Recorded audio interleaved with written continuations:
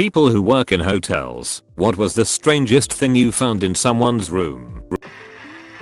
Worked at a local cheap hotel chain in town as housekeeping, shadowing the boss in my late teens. We were told all the previous night's guests were gone and went about changing the rooms. The second to last one still had the do not disturb still on the door. Didn't think anything of it. People are in a rush leaving. Okay, that fine. Do the obligatory knockers, were told no answer, so we just head in to clean, and we find the man that checked in days before sadly hanging in the room. Still think of him years later and after that we were told to place Bibles in the bedside drawers of guests. Only being a teen, I didn't realize this was unfortunately common in places like that. I've been in the hotel business for 30 some years. People are always surprised to learn that many people commit suicide in a hotel because they don't want their loved ones to find them. It's the second most common place to do so.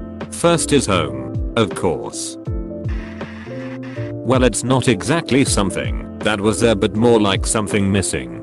I had to call some guests to see why they haven't checked out with the front desk, but I didn't get a response. I went to the room being at a bedroom suite, and they actually had 2 suites booked, and when I entered there was no one there. The room was trashed with garbage everywhere and literally a ducking pizza slice stuck to the ceiling, which I'm assuming was made purposefully as a joke. But one thing stuck out. The fridge was missing. I looked around, but couldn't find it. Did they steal it? The moment I entered the other bedroom suite, which was as well trashed, but not as bad as the previous one, and went in one of the bedrooms, I finally saw it. The fridge was there. They moved the fridge from one suite to the other and put it next to the bed. At least they didn't steal the fridge, so that's nice. Still charged them for the trashed room though. When I first read it, I thought that the fridge was in the bathroom, lol. Moving it to the bedroom doesn't even seem that weird. Just convenient. Sex toys. A lot of them. All under the bed in the metal box frame. Like, I mean, enough to start your own sex store. Also about used 50 syringes, burnt spoon and other drug paraphernalia. Oh, the stories I can tell from working in hotels for so many years.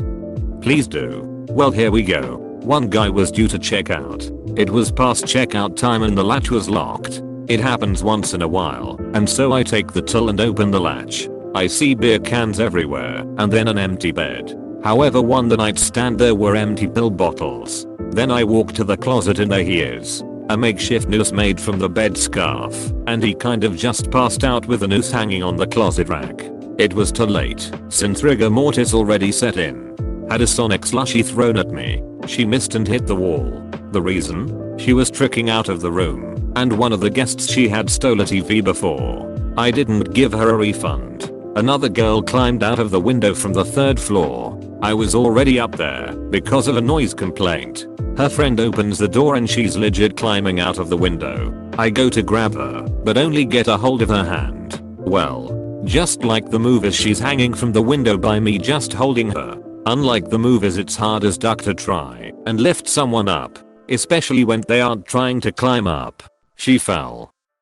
She had blood coming out of her mouth, and she kept trying to move. I told her to stop moving and call 911. Her friends saw her lying there and just dipped. One day a lady came running down the 1st floor hallway. She makes it just far enough so that I can start to see her. Then all of a sudden, I see her head fly backwards. The guy chasing her pulled her hair. By the time I make it to her, the guy is just beating on this girl.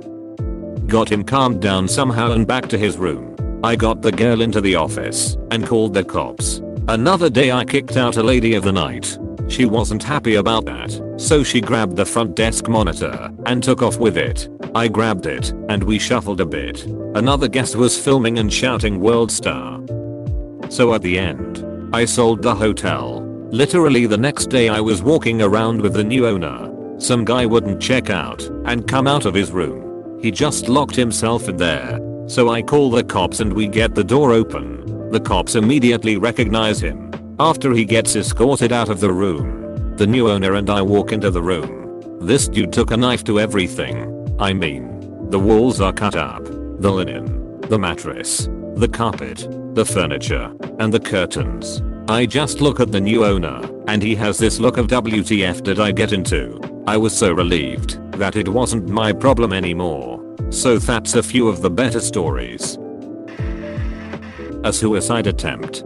Had a worried mom call the front desk and ask us if is staying at the hotel. We aren't allowed to give away info, but she said that has got some mental issues and he is a high suicide risk.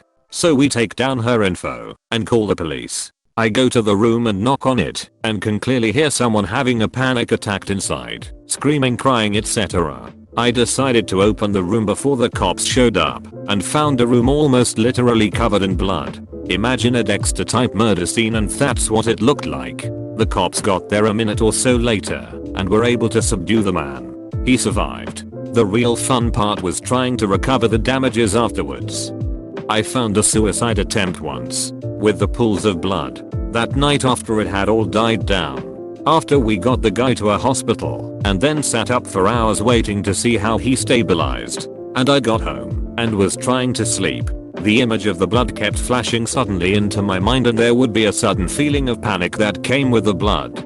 Something about blood in large quantities has a very different effect than small amounts. I worked as a part-time small hotel cleaner. I found someone's piss in the kettle in one of the rooms. Imagine the smell if someone turned the kettle on. No, I don't think I will. A plague mask. It's pronounced N95. So take the upvote, you heathen. A fingernail man. Made from full fingernails. My GF and I went to a hotel a few years ago, and at the foot of the bed was a pile of toenails arranged in what I can only describe as a little Stonehenge. Was this hotel in Suffolk? Frequent traveler here. I was staying at a full suite hotel and had a kitchenette. In the back of the utensil drawer there was a butt plug mixed in with the small items like the wine opener, measuring spoons, and such. I stopped cooking at that point and just went with carry-out food. I wonder the guest put it there, or if housekeeping found it in the room and put it in the kitchen utensils, mistakenly thinking it belongs there. I've always wondered, but I wasn't going to investigate any further. It may have been tossed in the dishwasher and put in the drawer by housekeeping, or some other guest may have found it and tossed it in there.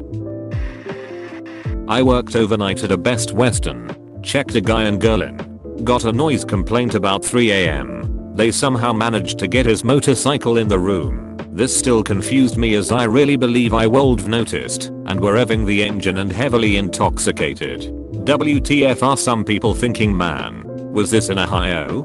Cause I've witnessed something like that while staying at a motel while ago though. How odd if this is actually a somewhat common occurrence at motels. Apparently this is a thing, as I'm getting some responses. Not sure why, but I was in Nye. I worked in a hotel/casino as overnight mod. I had to issue a noise complaint one night, and after about 5 minutes of standing outside the room knocking, and the guest not coming to the door, myself and security let ourselves in. This dude had like 6 girls in the room with him, and the bed was covered in Visqueen and the Visqueen was covered in butter, and on top of the butter was thousands and thousands of dollars. Dude was having these women cover each other in butter and then roll around in the money. Whatever attached to them they kept. Where can one sign up for this? Asking for a friend. Agree. With the my superior surface area would bankrupt that guy pretty quickly.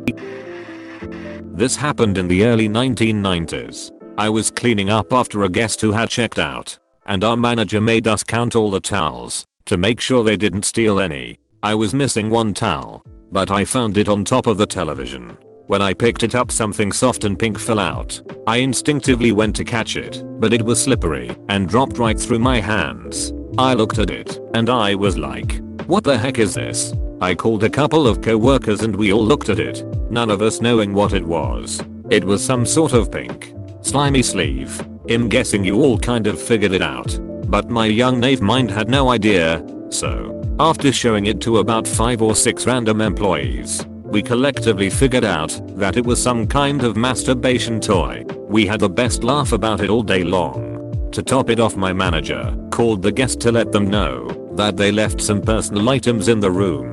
Haha, no idea if they ever returned to pick it up. Who off? I'm just glad this isn't a dead baby story. That's what I was afraid it was going to be too.